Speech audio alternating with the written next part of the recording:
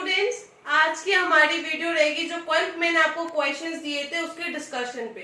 फिर हम next video से अपने नेक्स्ट चैप्टर शुरू करेंगे, प्रिंसिपल्स ऑफ मैनेजमेंट।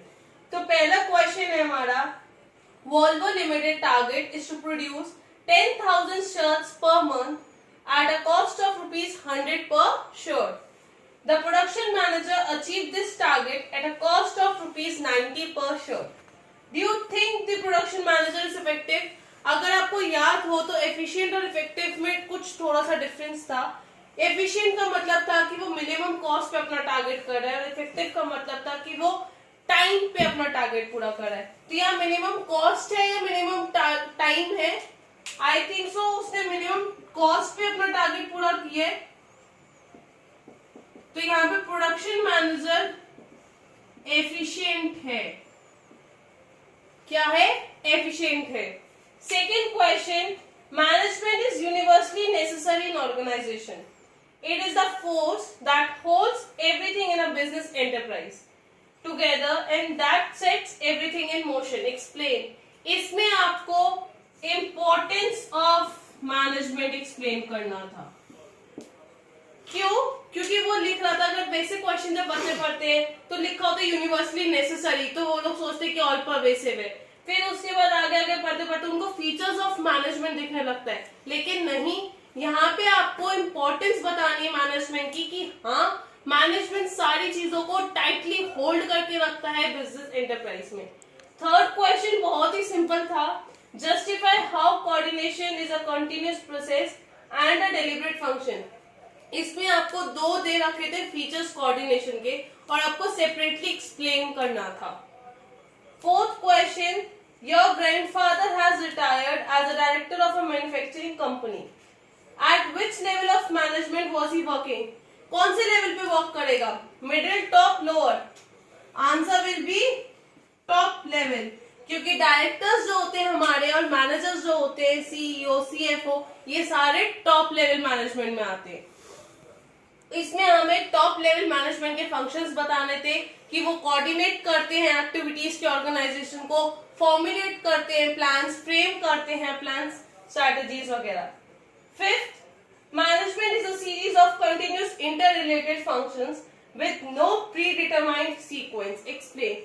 इसमें हमें लिखने थे फंक्शंस ऑफ मैनेजमेंट, और जब आप वो लिखेंगे तो आप एक डायग्राम बना सकते हैं, बीच में मैनेजमेंट लिख के प्लानिंग, ऑर्गेनाइजिंग, स्टाफिंग, डायरेक्टिंग और कंट्रोलिंग. सबसे बड़ी चीज और सबसे इंपॉर्टेंट पॉइंट जो बिजनेस के क्वेश्चंस में आपको करना होता है वो है प्रेजेंटेशन. अगर आपके आंसर विदाउट एनी प्रेजेंटेशन बस ऐसे ही आपने लिख दिए हैं तो एग्जामिनर जो है वो -1 करके ही देखता है. क्यों? जितना इजी करोगे एग्जामिनेशन के लिए चेक करना, उतने अच्छे ग्रेड्स आपको मिलने के चांसेस होते हैं. ये एक टिप होती है एग्जाम में यूज करने के लिए. तो ऐसे प्रेजेंटेशंस हमेशा बना के रखना अपने पेपर के लिए, अपनी चीजों के लिए. देन सिक्स्थ क्वेश्चन है, management is regarded as an art by some, as science और as an exact science by others. The truth seems to be somewhere in between. Explain the true nature of management. ये काफी tricky question था. Sixth वाले में आपको management as art भी explain करना है, एज साइंस भी एक्सप्लेन करना है, और लास्ट में both and art and science भी बताना है.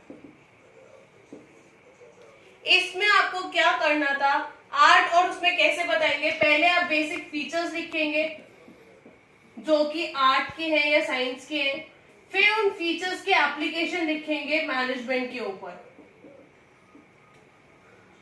On management.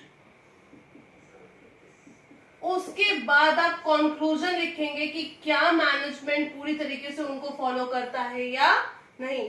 ऐसे करके आपको 3 कैटेगरीज है, 3 स्टेप्स में ये आंसर लिखना था, जैसे कि मैंने नोट्स में कराया हुआ था. थर्ड क्वेश्चन का आई थिंक से आंसर लिखना भूल गई मैं. यहाँ पे फीचर्स लिखने थे, वो जो 2 फीचर्स मैंने आपसे पूछे में वही यहाँ पे एक्सप्लेन होंगे. और फर्स्ट वाले में भी एफिशिएंट भी है और इफेक्टिव भी है. क्यों? क्योंकि उसने अपना टारगेट खत्म किया है पूरा और मिनिमम कॉस्ट में पूरा किया है, इसलिए वो एफिशिएंट भी होगा और इफेक्टिव भी होगा। सेवेंथ वाला है, at which level of management are the managers responsible for maintaining the quality of output and safety standards. State other functions. यहाँ पे अगर आपको पता चला तो ऑलरेडी एक लेवल ऑफ मैनेजमेंट का फंक्शन मेंशन है, और वो कौन सा लेवल है? Lower level. लोअर लेवल के आपको और फंक्शंस बताने हैं, जैसे कि अगर लेबरर्स है उनकी प्लीज उनके सजेशंस भी वो टॉप लेवल तक लेके जाता है, वो डायरेक्टली वर्कर्स के साथ उनका लिंक होता है, उसके बाद एक परफेक्ट वर्किंग एनवायरनमेंट प्रोवाइड करता है वो लेबरर्स को। फिर उसके बाद हमारा एट्थ है, identify the nature of management when a manager apply the existing theoretical knowledge in his own unique manner. 8, अगर आपको उसके फीचर्स याद हो, पहला था एग्जिस्टेंस ऑफ थियोरेटिकल नॉलेज, फिर पर्सनलाइज्ड कंसेप्ट और based on practice and creativity, यानी कि जो थियोरेटिकल नॉलेज वो लगाते हैं वो अपने पर्सनलाइज्ड कंसेप्ट के अकॉर्डिंग लगाते हैं। इसमें सिर्फ और सिर्फ आपको आइडेंटिफाई करना था, अगर वहां पे आगे वो स्टेट एक्सप्लेन लिख देते तो आपको इसको आगे फर्दर एक्सप्लेन करने की जरूरत पड़ती। 9th क्वेश्चन काफी लंबी केस स्टडी है। A Limited is facing a lot of problem these days. It manufactures electronic goods like washing machines, microwave ovens, the refrigerators and air conditioners. The company's margins are under pressure and the profits and market share are declining. Question समझ आता जा रहा है कि एक company है limited जो काफी प्रॉब्लम फेस कर रही है, वो मैन्युफैक्चर करती है इलेक्ट्रॉनिक गुड्स में, लेकिन इन दिनों उसके प्रॉफिट्स उसके शेयर सारे कम होते जाते हैं, यानी गिरते जा रहे हैं। The production department blames marketing for not meeting sales target, and marketing department blames production department for producing goods which are not of good quality to meet customers expectations. इसका मतलब ये है कि अगर आपने याद हुआ आपको कि मैंने एग्जाम्पल भी दिया था ऐसे से रिलेटेड कि अगर जो 20% की सेल्स थी और जो हम 10% ही अचीव कर पाए थे, 10% हम नहीं कर पाए, तो उस केस में सेल्स वाला मार्केटिंग को ब्लेम कर सकता है, मार्केटिंग वाला सेल्स को। और वो किस में दिए थे हमने? कोऑर्डिनेशन में। और उसका कौन सा फीचर था? Functional differentiation. तो इसमें भी यही चीज थी कि मार्केटिंग वाला प्रोडक्शन को ब्लेम कर रहा था कि अच्छी क्वालिटी के प्रोडक्ट्स नहीं बना रहे, और प्रोडक्शन वाला मार्केटिंग को ब्लेम कर रहा था कि सेल टारगेट्स अचीव नहीं कर पा रहे।